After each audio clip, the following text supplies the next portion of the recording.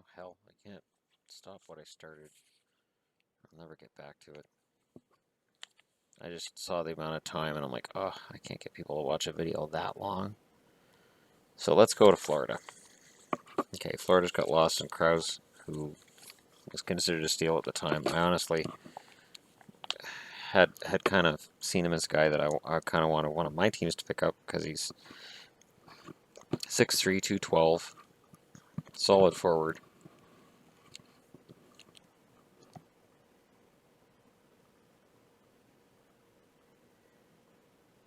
Hmm, 54 penalty minutes, 38 games, so it's a physical game then.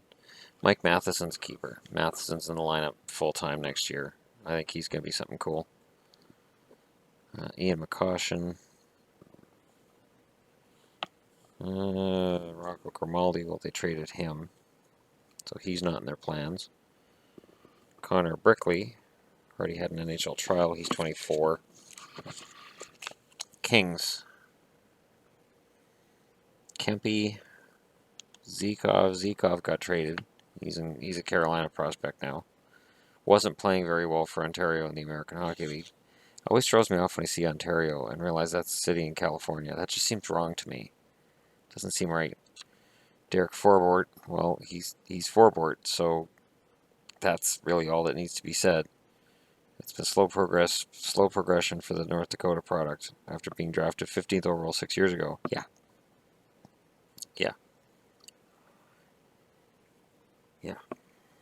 Justin Auger, Nick Dowd, Cernak, Kevin Gravel. Kevin Gravel is a player that, for whatever reason, NHL 16 loves him. He has top 4 potential, and they just make him a very, very valuable player. Put it this way: he has more value in NHL 16 than Tyler Pearson or Tanner Pearson. Well, Kitty, if you're gonna sit in my lap, the cord it's not cordless, so it's gonna happen. Sorry. She's still purring, so it's not making her too angry. Minnesota. You have Joel Eriksson Ek, Alex Tuck, Gustav Olofsson, Mike Riley. I think Riley was a bit of a surprise that he didn't stick in the NHL. I think he was expected to, but I think that's more. I was gonna say Dallas, Detroit. I think that's more of Minnesota's depth than anything else. And then there's not much after that. Montreal. Montreal is not going to admit they're rebuilding, but they kind of are on the fly. And unlike Vancouver, they don't have to explain it. They just don't say anything. It's just we're building the best team we can. Michael McCarron, who was drafted 25th overall in 2013. Noah Juleson. I know Juleson's a guy that everybody seems to like. He's got a potential to be a really special defenseman. Nikita Sherbak, I believe they're still high on him, but whether it's through injury or whatever it is, when your player isn't scoring very well in the American Hockey League, it can raise a red flag. But he's only 20, so he's got a lot of time to turn it around.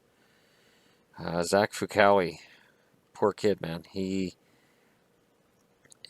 went through the ringer this year in St. John's, and I don't know if that's going to affect his career from here. I don't know if he can come in October and just forget about last season, but it's a season like this year that can be very damaging to a kid's confidence.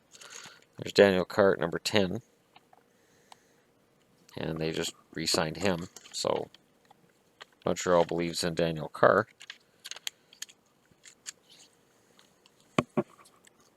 Okay, so lots of Montreal. I'm just trying to get through this. Nashville, Jimmy Vesey, sorry, he's going to Boston. Buffalo traded for his rights. He hasn't shown any signs of signing in Buffalo. He wants to be a free agent, but he's made it very clear he wants to go to Boston. I think Boston's keeping an opening at forward for him. I think they expect him to be there. He's a left winger, so that's going to affect the ability of some of their prospects to make the team, but I think Boston really wants VC, and I think the feeling is mutual. And we have to wait until August 15th for them to officially be able to talk and hash out a contract. Hamanev, again, when your numbers in the American Hockey League aren't great, it's understandable when a guy's 19, but it can be a red flag.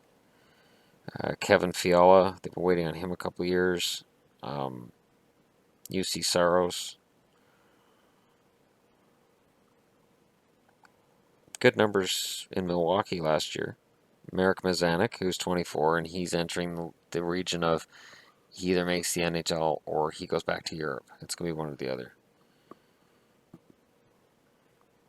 And there's Victor Arvidsson, buried at number 7. Can get a shot off from everywhere, must play with more control. He had 18 points in 17 games for Milwaukee. 112th overall pick in 2014. So 2 years ago, Arvidsson gets drafted in, the 5th round? Or 4th round? Pretty solid player. Arvidsson's become my favorite Nashville player, and if he plays the regular season the way he played this past playoffs, he'll be one of my favorite players in the NHL. He'll be right up there. And then Colton Sissons is down at 10th, and I'm surprised hasn't quite become a fixture in the NHL yet. I viewed him as being a steal at the time he was drafted.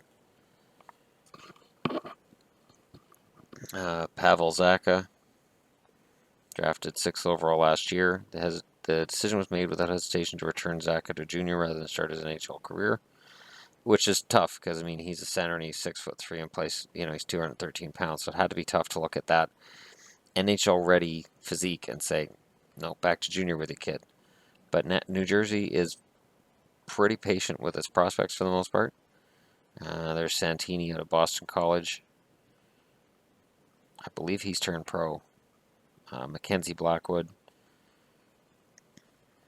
joining a long line of goaltenders in New Jersey who, yes, Schneider's their starter, and they had Martin Brodeur for 20 years before that, but it was funny. New Jersey would get these prospect goalies. Arya Honan was the one that comes to mind right now, but there was a lot that would come and go, and they'd look like they might be a solid goaltender. They just never came up. Roman Rabarika, Josh Jacobs, Blake Coleman. I think it's New Jersey who has like 3 different prospects that are named Blake. So they'll have something for guys named Blake. There's only one on this list here. Reed Boucher hasn't come up and made the impact he was supposed to, that prognosticators expected from him. And again, it's an example of why, until a prospect has played a game in the NHL, I'm hesitant to include them on the roster or say they're going to be this or be that. I have a little cat here that's demanding my time, aren't you? And I have one behind me that gave up. She's not giving up. The Islanders, Matthew Barzal, who was passed over by Boston in the draft, and I don't understand why. I don't understand why Barzal was passed over and so was Konechny.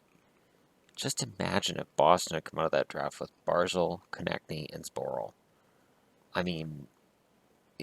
That was what I was envisioning, was these 2, and then it just didn't happen, and I was just horrified.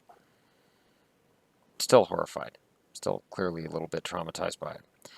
Ryan Pulock is up now, or Pulock, or however you want to say it. Michael Del Colli,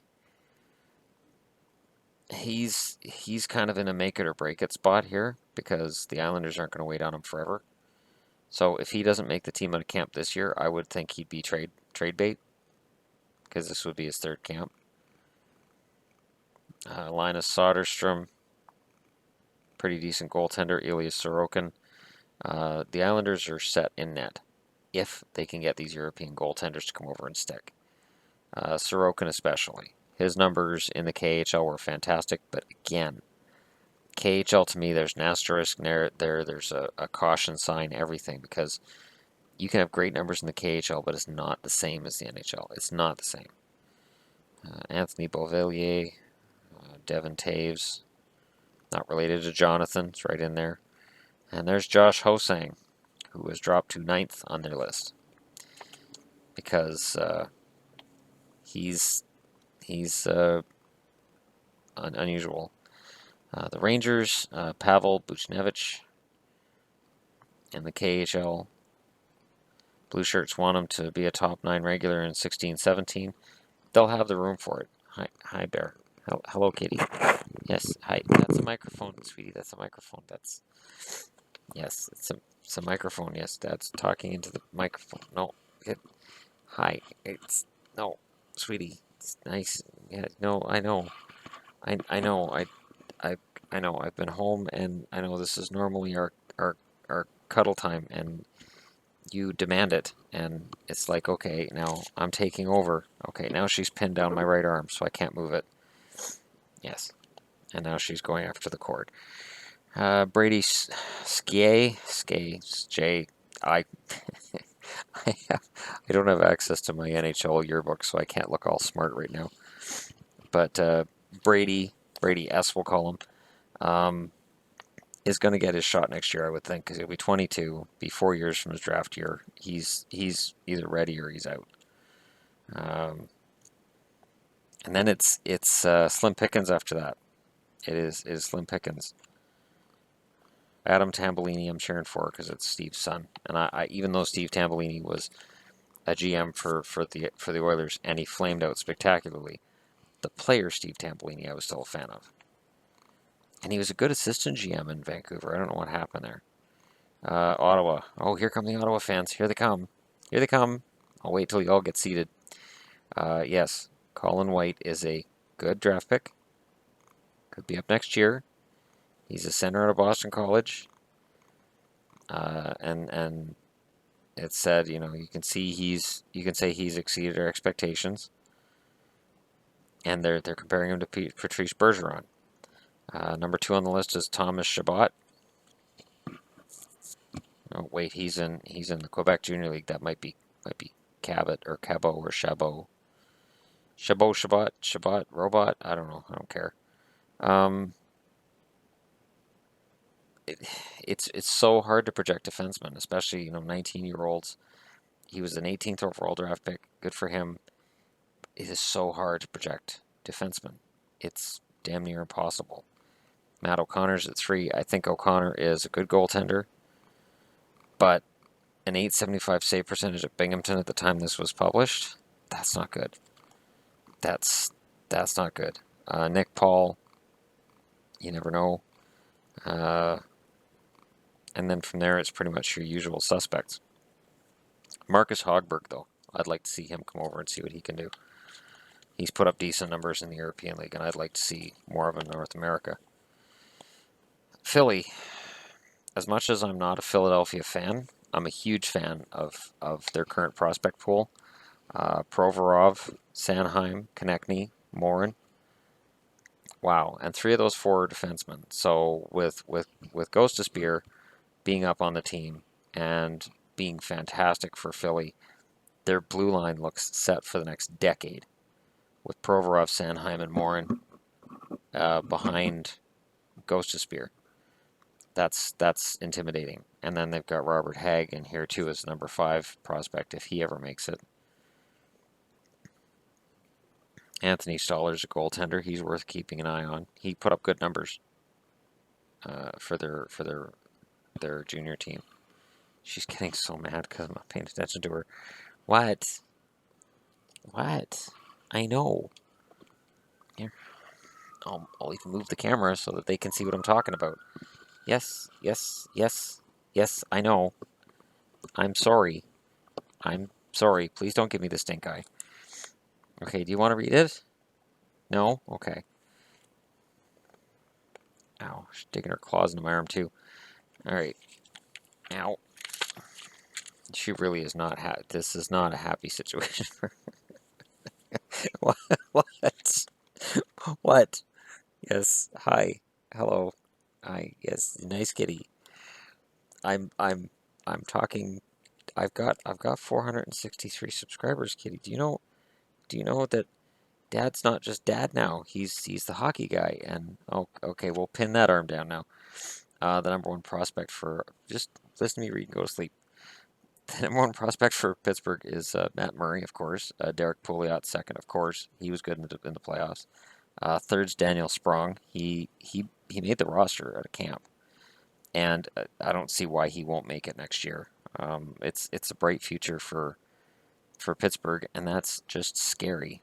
They've got Brian Ross down at ninth with 6 points in 16 games in Wilkes-Barre, Scranton. Ceiling isn't high, but his speed and moxie are just what Penguins need. And that's exactly what he is. Speed and moxie. And that's what makes it in today's NHL. See, now I put the camera on you and you go to sleep. Yeah, St. Louis, Barbashev, Wallman, Husso, Dunn, Ratty. I'm surprised Ratty isn't playing yet. I really am. I'm surprised he's not playing more with the NHL team than he is. Thomas Vanelli, upper body injuries limited his games, slowing his development. I can't see him making it at this point. San Jose, Timo Meier, full credit here. Meier's a pretty solid player. I hate admitting that. It makes me kind of throw up my mouth a little. Mirko Mueller, same thing. Mueller is a defenseman, so don't get down on him now. Nikolai Goldobin is another guy. I like that prospect. I just wish he wasn't in San Jose. Jeremy Raw or Roy. I'm going to say Raw because he's in Sherbrooke. Second rounder in 2015. And pretty good looking defenseman. And then from there, it's kind of a who's who of, I don't know. Tampa, you got Braden Point as their #1 prospect. And some guys stand out that I remember saying to myself, I hope my team drafts, and Braden Point was one of those guys. I was hoping one of my teams would draft him. Anthony D'Angelo, he's been traded. And it's quite obvious from the fact he was traded that Tampa isn't sold that he's going to be an NHL defenseman. So they were kind of knocked for drafting him 19th overall in 2014. I remember the surprise, and Eisman saying we think he can turn it around and we can make him better. Just hasn't happened. Adam Ernie, he was supposed to be an NHLer at this point, and it just hasn't quite happened for him. And when I say that, it doesn't mean it's not going to, just that, that development just hasn't been there.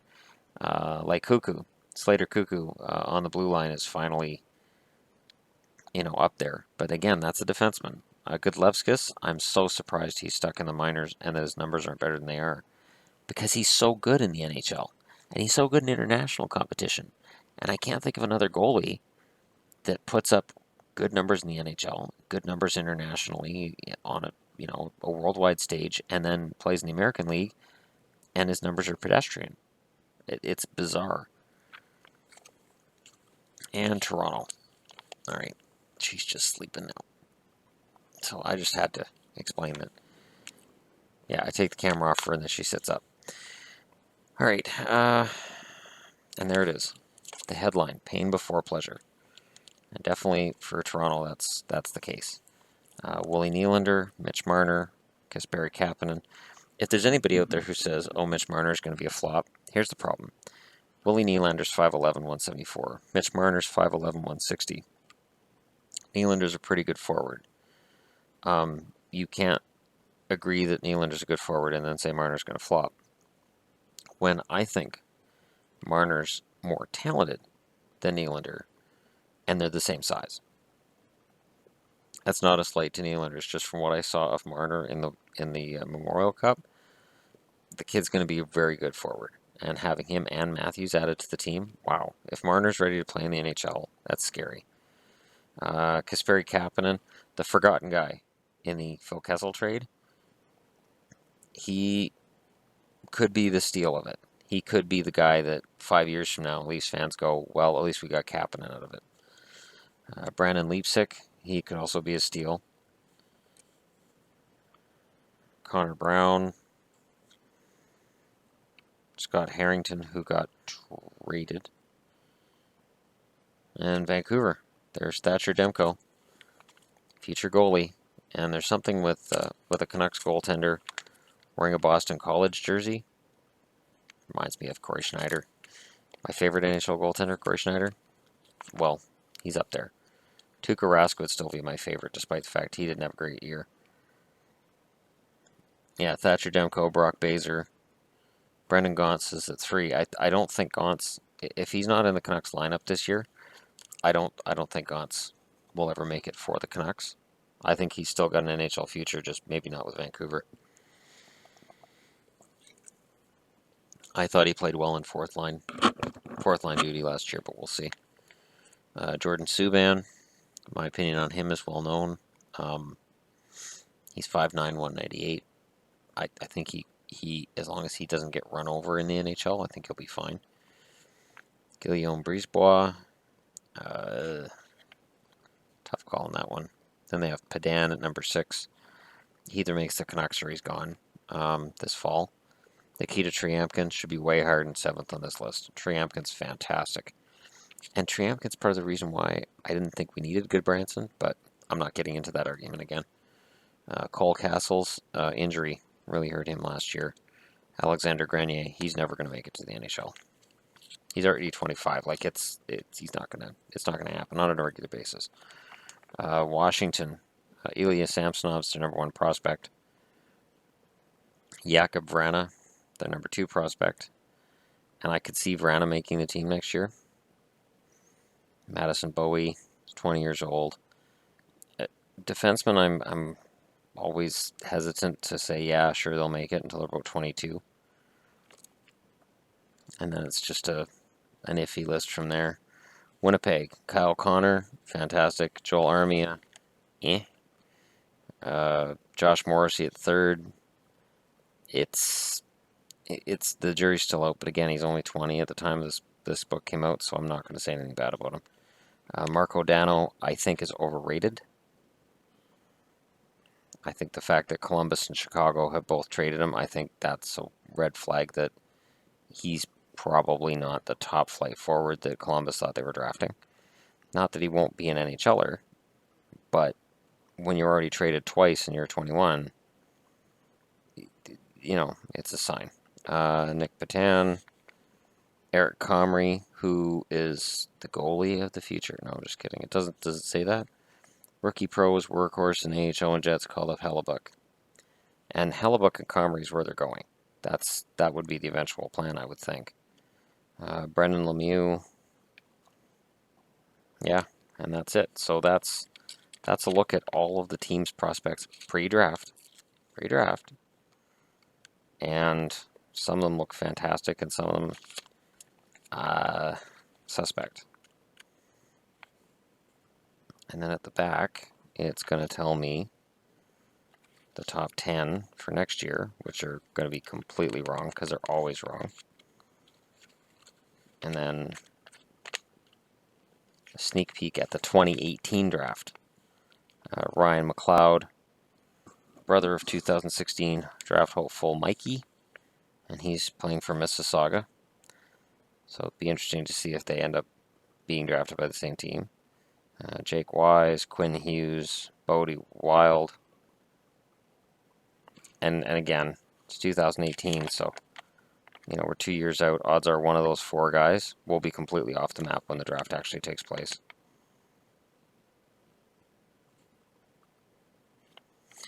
Teams that hold on to their first-round draft picks have a better chance at sustained success than those that go for broke. Almost half the top scorers in the NHL were taken in the top half of and that's definitely a reason to be concerned for certain teams. But yeah, so that's all the prospect lists. I've got that out. I had to finish that because I'm like, I can't start this and then not finish it. I can't because I won't finish it, and then I'll be upset. I'll be sad. And yeah, so there.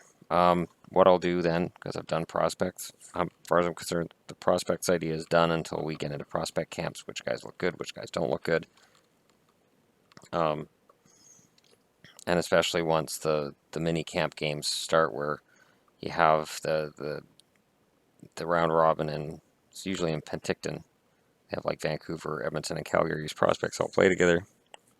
Jake Virtanen made quite an impression. I believe it was last year at that, so it'll be interesting to see how some players do, and it's too bad that Brock Baser hasn't signed a contract yet in Vancouver, because It'd be fun to see him in a rookie camp, but we'll have to wait till next summer, and hopefully he signs then. It's risky with drafting uh, college guys that they may hold out for free agency, but in some cases it's worth it. And in Brock's case, I think it's definitely worth it. I think the Canucks have a keeper there. If he becomes the player that he's projected to be, then all of my complaining will, yeah, I'll be eating some crow at that point. All right, that's it from the prospects. I got all that off my chest. Thanks for watching.